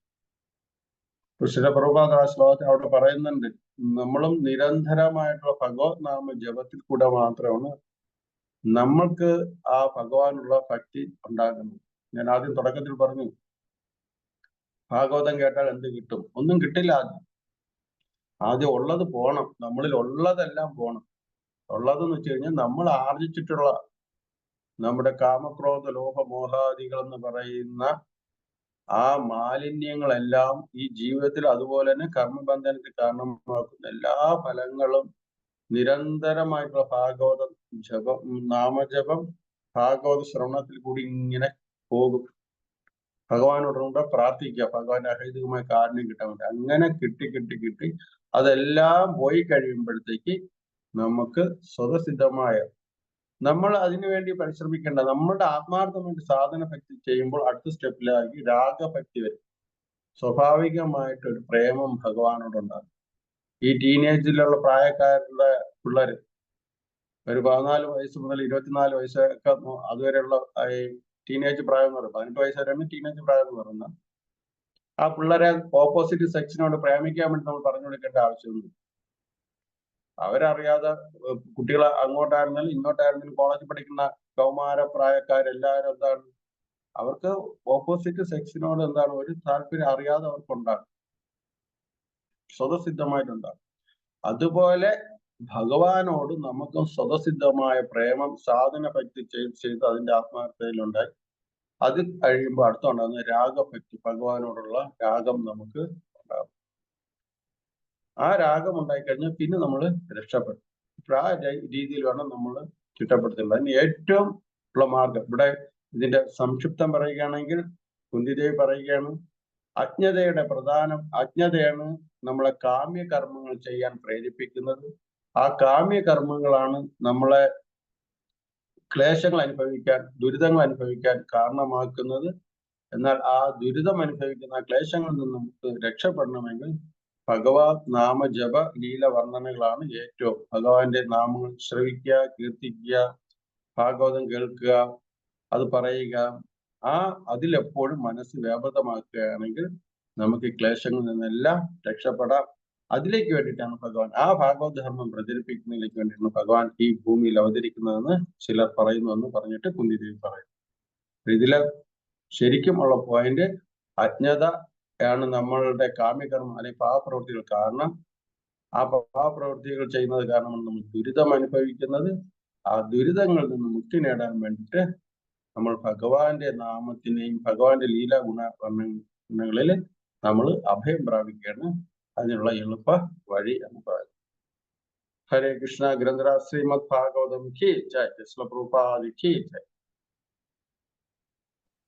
ഹരേ കൃഷ്ണ പ്രഭുജി. ഹരേ കൃഷ്ണ.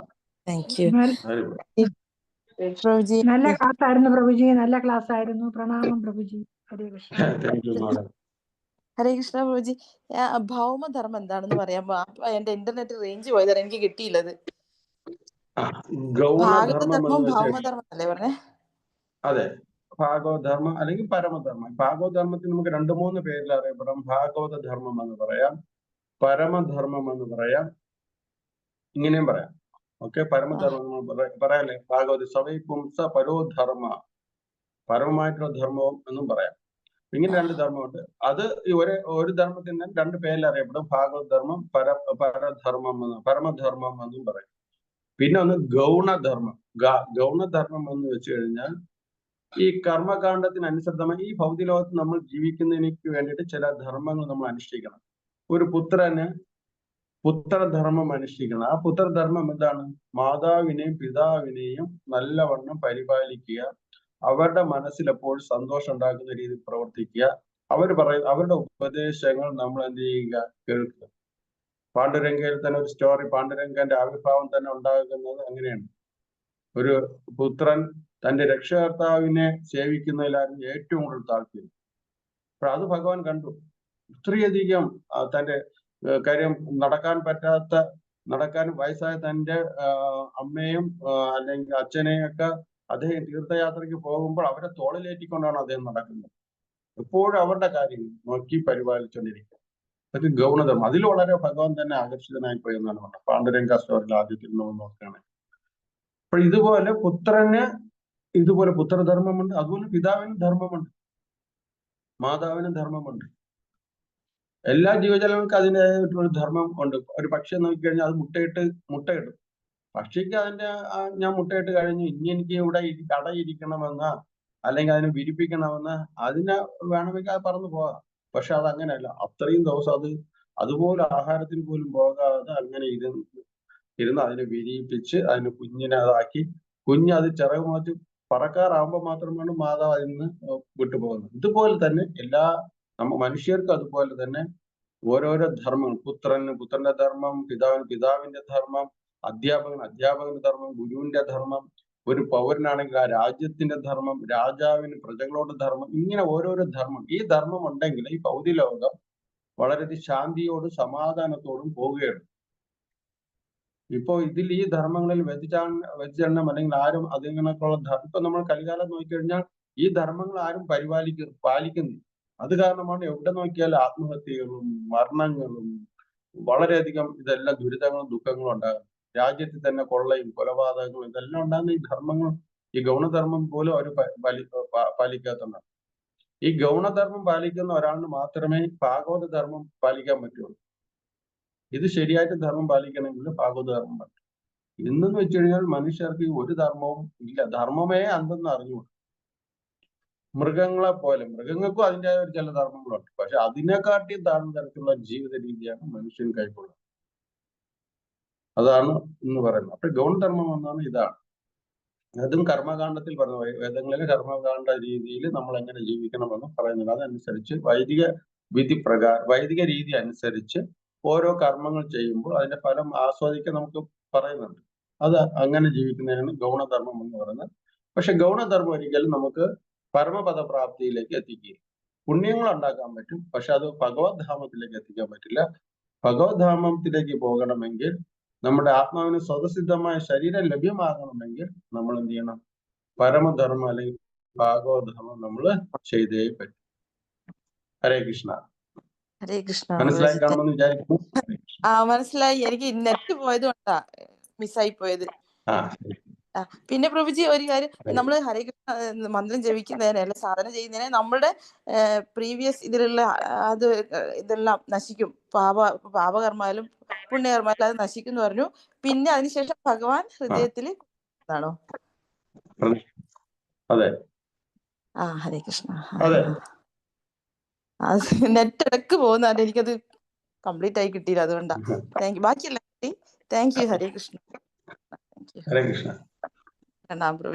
ഹരേ കൃഷ്ണ പ്രഭു. പ്രഭു പറഞ്ഞല്ലോ ഭഗവാൻ അങ്ങനെ ആർക്കും പ്രത്യക്ഷപ്പെടില്ല എന്ന് പറഞ്ഞല്ലോ. സ്വപ്നത്തിൽ പ്രത്യക്ഷപ്പെടുവോ പ്രഭു? അത് നല്ലതാണോ?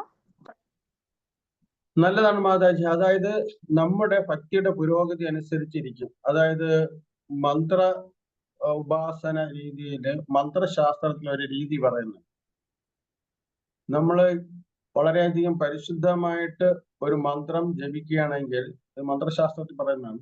ജപിക്കുകയാണെങ്കിൽ ആ മന്ത്രം നമ്മൾ ആദ്യം നമ്മളെ നോക്കുമെന്ന് പറയും, സംരക്ഷിക്കും. ആ മന്ത്രം നമ്മളെ സംരക്ഷിക്കും, ഒരു പ്രൊട്ടക്ഷൻ തരും നമുക്ക് ചുറ്റിലും. അതാണ് ഈ ആളുകൾ ഈ കവചം ധരിക്കുന്നു എന്നൊക്കെ പറയില്ല, ഓരോ ഏലസൊക്കെ കെട്ടുന്നു, അല്ലെങ്കിൽ കയ്യിൽ ചരട് കെട്ടുന്നു. ഇതൊക്കെ അറിയാമോന്നും അറിയില്ല.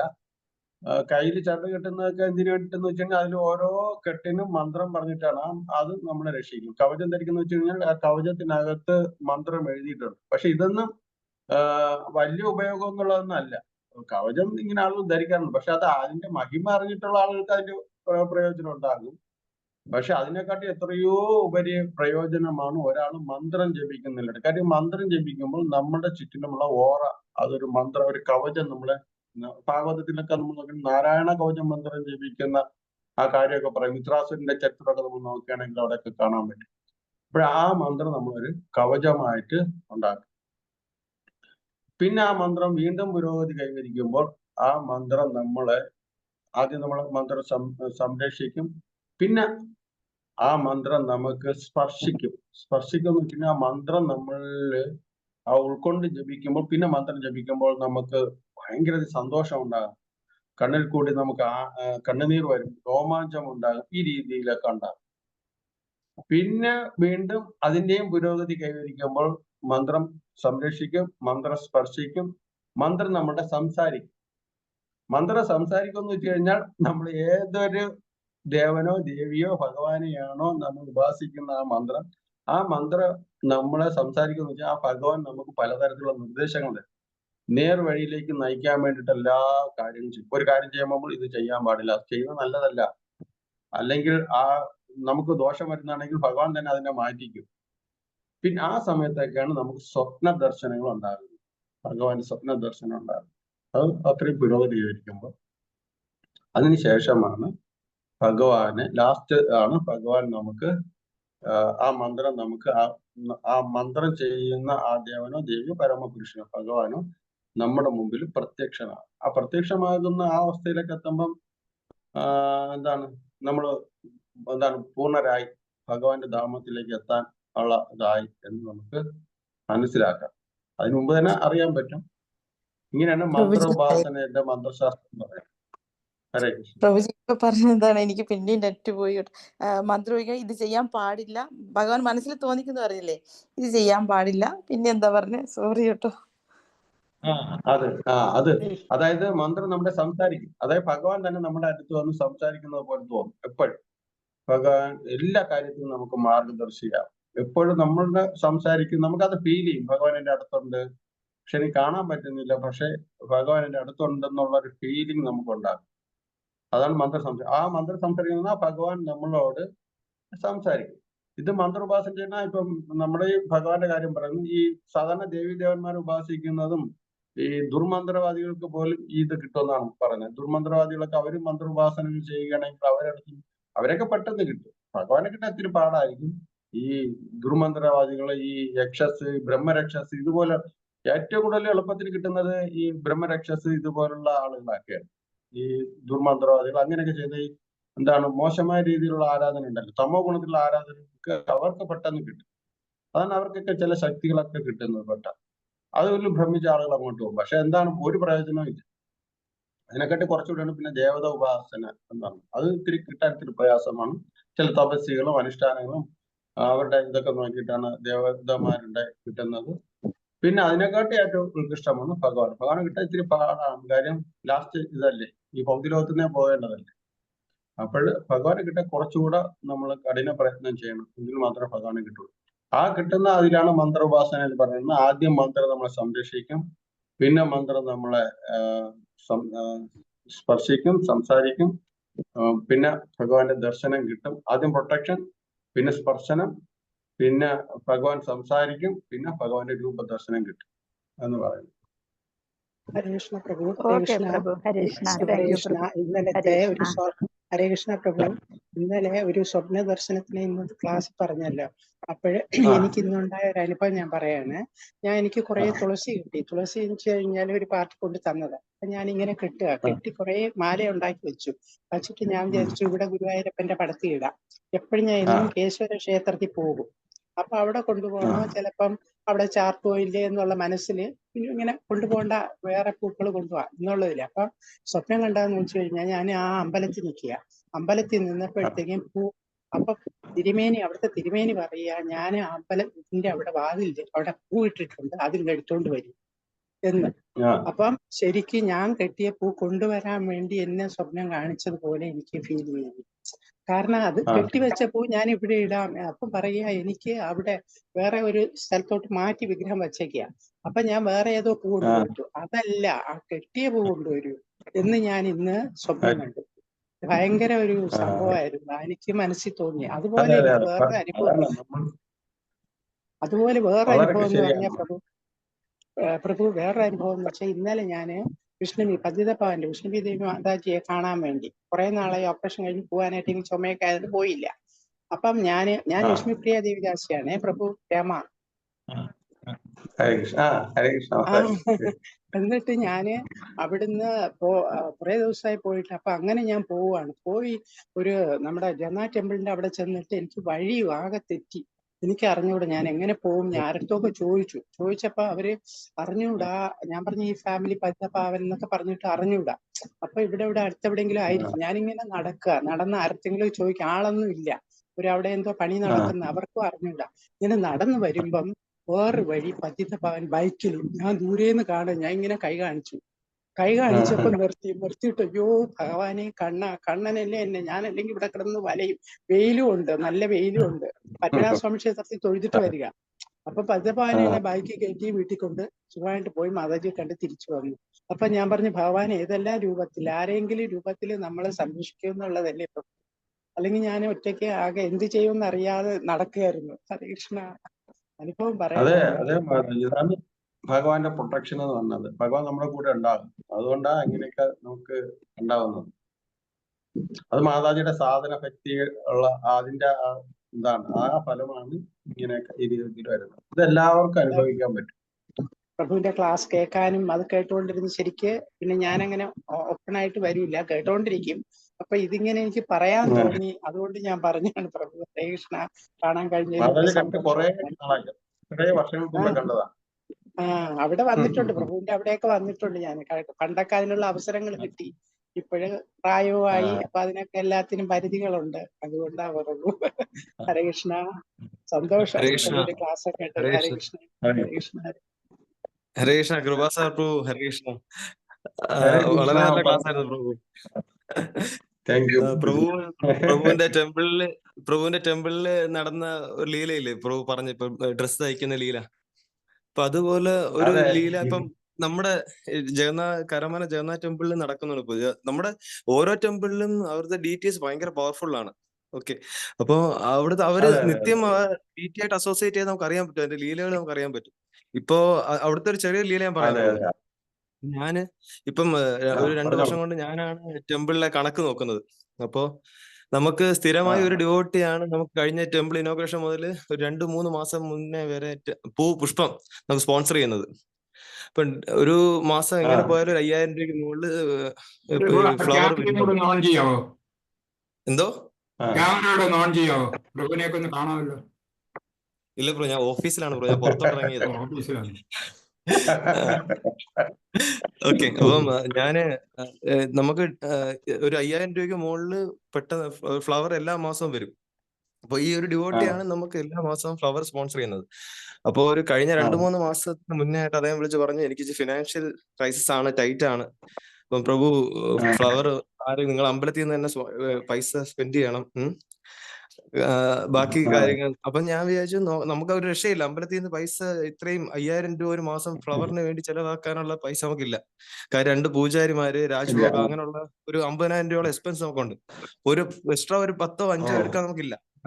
ഞാൻ സംഘർഷം പ്രഭുവായിട്ട് ഡിസ്കസ് ചെയ്തിട്ട് നമ്മൾ വിചാരിച്ച ഒരാഴ്ചത്തേക്ക് ഒരു ബൾക്കായിട്ട് ഒരു 500 രൂപയ്ക്കോ അല്ലെങ്കിൽ ഒരു 1000 രൂപയ്ക്കോ പൂ മേടിച്ച് വെച്ചിട്ട് നമുക്ക് മാനേജ് ചെയ്യാമെന്ന് വിചാരിച്ചു. അങ്ങനെ നമ്മൾ 2 മാസം മുന്നേ ഫ്ലവർ പൂ കൊണ്ടുവരുന്ന ആളത്ത് പറഞ്ഞു, നോക്കി പൂ കൊണ്ടുവരണ്ട, നമുക്ക് ആ സ്പോൺസർ ഇപ്പൊ ഇനി പൈസ തരുന്നില്ല, പൂ കൊണ്ടുവരണ്ടെന്ന് പറഞ്ഞു. ഇത് പറഞ്ഞതിന് ശേഷവും പിന്നെ ആൾ പൂ കൊണ്ടുവന്നോണ്ടിരിക്കുക. അങ്ങനെ നമ്മൾ വെച്ച് ഈ ഒരു മാസം തീർന്നിട്ട് പറയാം, കാര്യം ഈ മാസത്തെ പൈസ കൊടുത്തു കാണുമല്ലോ. അങ്ങനെ നമ്മള് ആ മാസം കഴിഞ്ഞിട്ട് നമ്മൾ പൈസ കൊടുക്കുന്ന സമയത്ത് അയാളടുത്ത് പറഞ്ഞു, പൈസ ചേട്ടാ ഇനി വേണ്ട, നമുക്ക് പൈസ ഇല്ല തരാൻ. അപ്പൊ അയാള് നമ്മുടെ അടുത്ത് പറയുക, നിങ്ങളടുത്ത് നമ്മള് പൈസ ചോദിച്ചോ? ഞങ്ങൾ നിങ്ങളടുത്ത് പൈസ ചോദിച്ചു. നമ്മൾ എന്തിനാണ് നിങ്ങൾ എന്തിനാ നമ്മുടെ അടുത്ത് ഇപ്പോഴും പൈസ വേണം പൈസ നമ്മൾ ചോദിച്ചില്ലല്ലോ. എന്റെ മുതലാളി പറഞ്ഞു എല്ലാ ദിവസവും മുടങ്ങാതെ പൂ കൊണ്ട് കൊടുക്കാൻ പറഞ്ഞു എന്ന് പറഞ്ഞു. ഇത് നമ്മുടെ കയ്യിലൊന്നും അല്ല പ്രഭു നടക്കുന്നത്. ഭയങ്കര ഇതാണ്, ദിവ്യ ദർശനം ചിലപ്പോ അദ്ദേഹത്തിന് കിട്ടിക്കാണാം. ജഗന്നാഥന് പൂ കൊടുക്കണം, അല്ലെങ്കിൽ അദ്ദേഹത്തിന്റെ എന്തെങ്കിലും. ഇതാണ് നമ്മുടെ ടെമ്പിളിൽ നടക്കുന്നത്, നമ്മുടെ ജീവിതത്തിൽ നടക്കുന്നത് എല്ലാം ഭഗവാന്റെ ഒരു പ്ലാൻ ആണ് ബ്രോ. നമുക്കത് അതാണ് ഞാൻ പറയാൻ വന്നത്. Thanks bro. ശരിക്കും ഈ റിയലൈസേഷൻ വളരെ നല്ലതാണ്. ഇങ്ങനെയുള്ള റിയലൈസേഷൻ നമ്മൾ എപ്പോഴും നമ്മൾ ഷെയർ ചെയ്യണം. അത് നമ്മുടെ ഭക്തി ഉറയ്ക്കാനും, അത് എന്താണ് നമുക്ക് ഈ റിയലൈസേഷൻ ഉണ്ടാകുന്നതെന്ന് വെച്ച് കഴിഞ്ഞാൽ, നമ്മൾ കുറച്ചുകൂടെ, ഞാൻ ഭഗവാൻ പറയും, ഞാൻ നിങ്ങളാരെ കൈവിട്ടിട്ടില്ല, നിങ്ങൾ ചെയ്യുന്ന ഉപാസനകളൊന്നും വെറുതെ ആകുന്നില്ല, പാഴായി പോകുന്നില്ല എന്നുള്ള രീതിയിലുള്ള ഭഗവാൻ അനുഭവം തരുന്നതും ഇങ്ങനെയൊക്കെ കാണിക്കുന്നത്. അപ്പോൾ നമ്മുടെ സാധനങ്ങൾ ഇതെല്ലാം ദൃഢമായിട്ട് കൊണ്ടുപോകുന്നതിലേക്ക് വേണ്ടിയിട്ടും മാത്രമല്ല, ഇത് മറ്റുള്ളവർക്കും കൂടെ അതൊരു ഇതാവും. ഭഗവാന്റെ ഇത് കാര്യം പലപ്പോഴും നമുക്ക് വിശ്വാസം കുറഞ്ഞു പോവാം, അങ്ങനെയൊക്കെ സാധ്യതകളുണ്ട്. അപ്പോൾ ഇതൊക്കെ നമ്മളെ വിശ്വാസത്തിനെ കൂട്ടാനും ഭഗവാനുള്ള നമ്മളെ കൂടുതൽ അടുപ്പിക്കാനുള്ള ഒരു കാര്യമാണ്. ഇതൊക്കെ ഭഗവാൻ പല രീതിയിലുള്ള ലീലകൾ ഇങ്ങനെ കാണിക്കാറ്. അപ്പോൾ തീർച്ചയായിട്ടും ഇതുപോലുള്ള അനുഭവങ്ങൾ നമ്മൾ എപ്പോഴും ഒരു ക്ലാസ് എടുക്കുമ്പോഴും കിട്ടുന്ന അനുഭവങ്ങൾ നമ്മൾ ഷെയർ ചെയ്യണം. അത് വളരെ നല്ലതാണ്, മറ്റുള്ളവർക്ക് പ്രചോദനം. നമ്മള് ഇങ്ങനെ ഒരു പെട്ടെന്ന് ഒരു സർവീസ് ചെയ്യുന്നതുകൊണ്ട് ഭഗവാൻ പൂ വന്നോണ്ടിരിക്കും നിൽക്കുമ്പോൾ നമുക്ക് ഭയങ്കര വിഷമമാണ്. ഇത്രയും നല്ല രീതിയിൽ പൂ വന്നോണ്ട് അപ്പൊ നമുക്ക് നിർത്താനും നമുക്കൊരു പണി, നമ്മളെ കൊണ്ട് പറ്റാന്നില്ലല്ലോ എന്ന് വിചാരിച്ച് നമ്മൾ പിന്നെ പറഞ്ഞു, എന്തുവരും നമുക്ക് ഇത്രയും എക്സ്പെൻസ് എടുക്കാൻ പറ്റാത്തതുകൊണ്ട് നമ്മൾ പറഞ്ഞു. പക്ഷെ ഭഗവാനായിട്ട് ഇപ്പം അവരുടെ മനസ്സിൽ തോന്നിച്ചതാണോ എന്തായാലും പൂ കൊടുക്കണം, അതുകൊണ്ട് ഇപ്പൊ ഇതിനുശേഷം പൈസ പിന്നെ ചോദിച്ചിട്ടില്ല പൂക്കടക്കാരനെ. ഒരു 5000 രൂപയ്ക്ക് മേളിൽ മാസത്തിൽ പോകുന്നുണ്ട്. അയാൾക്ക് നഷ്ടമായിരിക്കാം മേ ബി, പക്ഷെ അയാൾക്ക് സർവീസ് പോലെ ചെയ്യുന്നുണ്ട് പ്രൂവ് അത്. അതൊക്കെ ജഗന്നാഥന്റെ ഒരു ഭയങ്കര കാരുണ്യം, ഭയങ്കര ഒരു നമുക്കപ്പൊ ടെമ്പിളുമായിട്ട് അസോസിയേറ്റ് ചെയ്താൽ നിത്യം ലീല നമുക്ക് അനുഭവിക്കപ്പെടും. അതാണ് അതിന്റെ ഒരു. താങ്ക്സ് പ്രഭു. ഹരേ കൃഷ്ണ. ഹരേ കൃഷ്ണ. താങ്ക്സ്.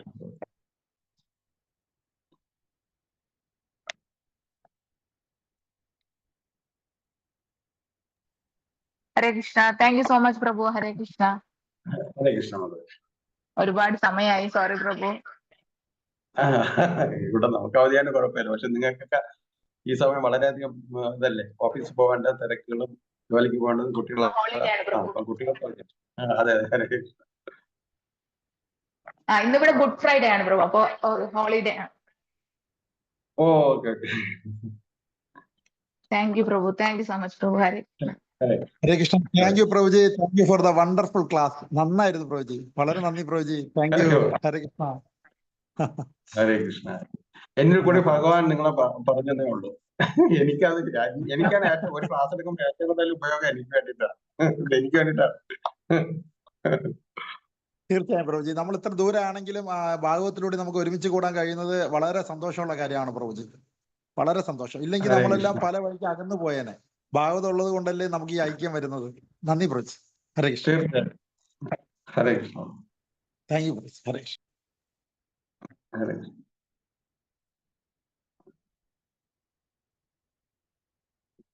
മാതാജി ക്ലോസ് ചെയ്തോട്ടെ പ്രഭു. ശരി മാതാജി. ഹരേ കൃഷ്ണ.